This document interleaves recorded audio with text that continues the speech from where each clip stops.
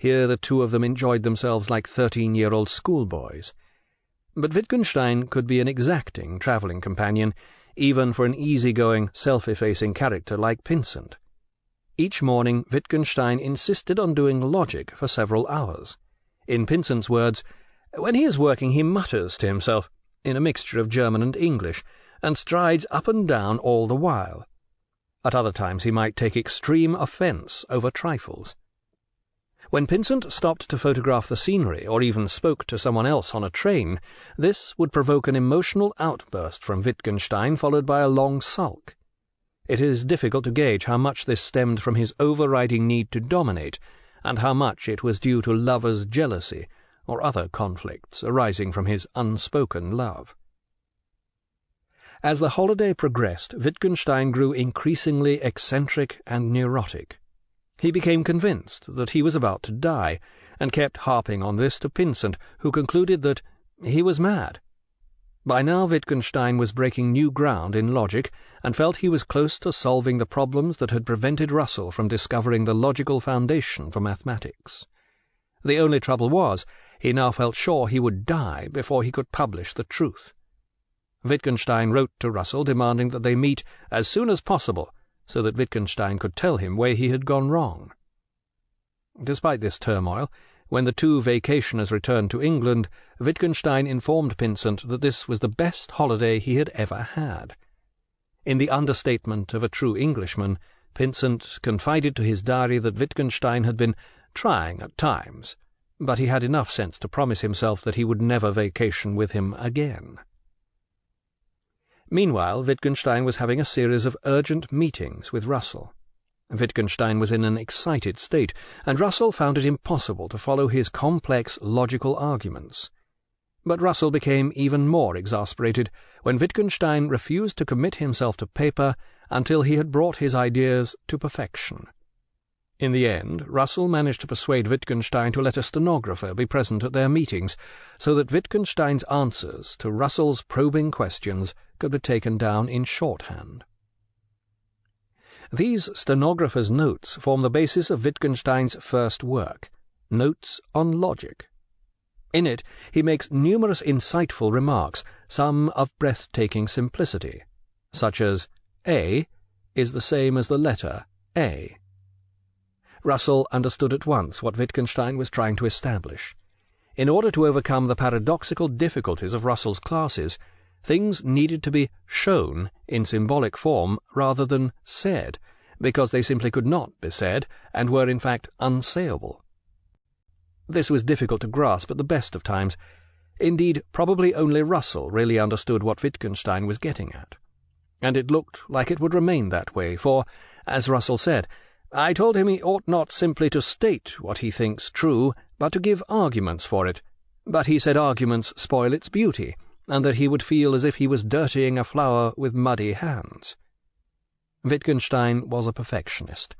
Either you understood perfectly, completely, and at once what he said, or there was no point in listening to what he said at all. Yet in this unpublished work, Wittgenstein did include certain ideas he had about philosophy. These are remarkable for their originality.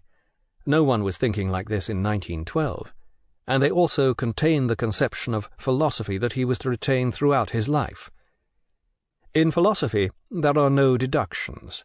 It is purely descriptive. According to Wittgenstein, philosophy gave no picture of reality, and it neither confirmed nor confuted scientific investigation. Philosophy consists of logic and metaphysics. Logic is its basis. It appeared to have little connection with reality, and was more concerned with the study of language. Distrust of grammar is the first requisite for philosophizing. Wittgenstein had identified philosophy with logic. Here in embryo was much of his later philosophy. It could be said that from now on he devoted his life to elaborating these remarks and their implications. But before embarking upon his new philosophy, Wittgenstein decided that perhaps it was time he studied this intriguing subject. There was no harm in finding out what others had been up to. According to Pinsent, Wittgenstein has only just started systematic reading in philosophy, and he expresses the most naive surprise that all the philosophers he once worshipped in ignorance are after all stupid and dishonest, and make disgusting mistakes. So much for the opposition. Wittgenstein now decided to return to Norway and live in isolation for the next 2 years, doing logic. Even by Wittgenstein's standards this was somewhat drastic. According to Ray Monk's superb biography of Wittgenstein, Russell thought this idea wild and lunatic. He tried his best to dissuade Wittgenstein. I said it would be dark, and he said he hated daylight. I said it would be lonely, and he said he prostituted his mind talking to intelligent people. I said he was mad, and he said God preserve him from sanity. God certainly will. Pinsent was deeply saddened at their farewell, although neither of them had the slightest inkling this was to be their final parting. Even Wittgenstein seems to have been peripherally perplexed by his decision, but was none the less determined to go through with it. Wittgenstein duly sailed to Norway and soon found just the place he was looking for. This was a hut, 90 miles up the Hardangerfjord, which could be reached only by rowboat from the remote village of Skjolden. It is difficult to conceive of any place in Europe farther removed from the sophisticated splendours in which he had been brought up. And this was probably the point. Wittgenstein now embarked upon a long, cold, dark winter of utter solitude, doing logic. Not surprisingly, he was soon writing to Russell, I often think I'm going mad. But his letters to Russell also contained evidence of the startling advances he was making in logic. These followed directly from Russell's attempt to discover a logical foundation for mathematics, but went even further, attempting to discover a foundation for logic itself. Wittgenstein asserted that a logical proposition could be shown to be true or false regardless of its constituent parts. For instance, if we say, this apple is red or not red, this is a tautology, i.e., it is always true, and it will always be true regardless of whether the apple is red or not. Likewise, if we say, this apple is neither red nor not red, this is a contradiction, i.e., it will always be false. If we had a method for finding out whether a logical proposition is a tautology or a contradiction, or neither, we would have a rule for determining the truth of all propositions. This rule, stated as a proposition, would be the basis of all logic.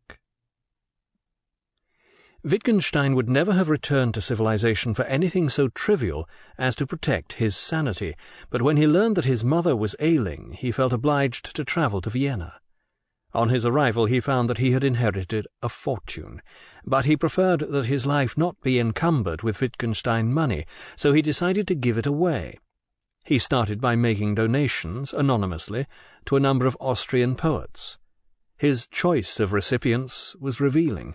One was Rilke, whose cultivated lyrics expressed an intense spirituality.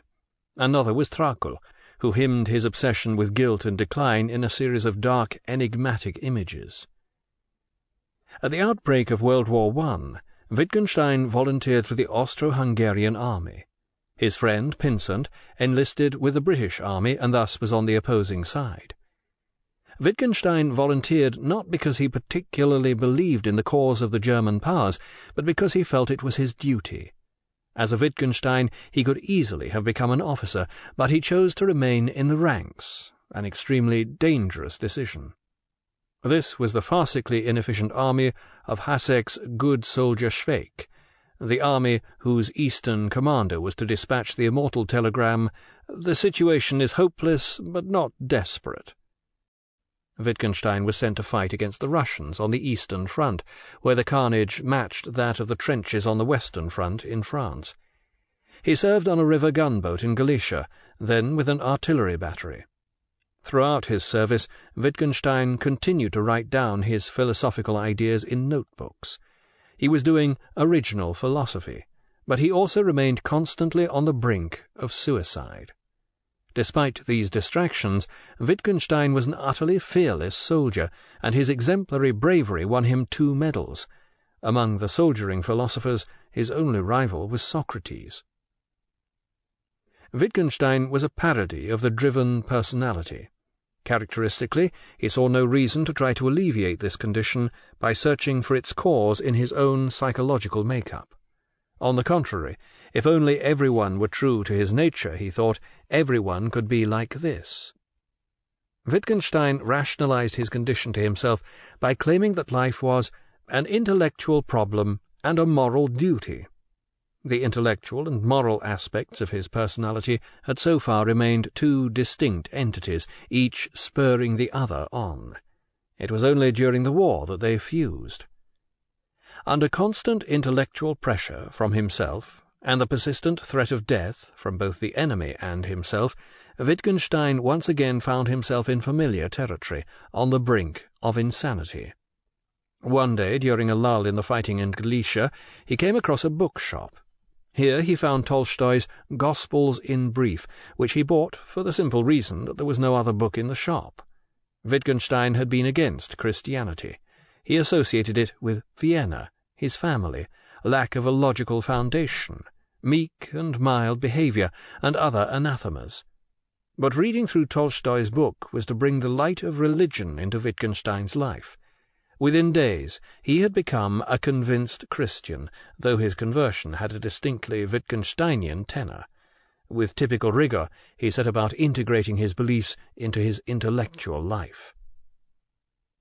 Religious remarks now began appearing in the pages of his notebooks, alongside those on logic, and it soon becomes clear that these two topics have more than intellectual rigor in common. The spirit of one informs the other in compelling fashion. Even Wittgenstein's religion had to assume a logical force and clarity. I know that this world exists, that I am placed in it like an eye in its visual field.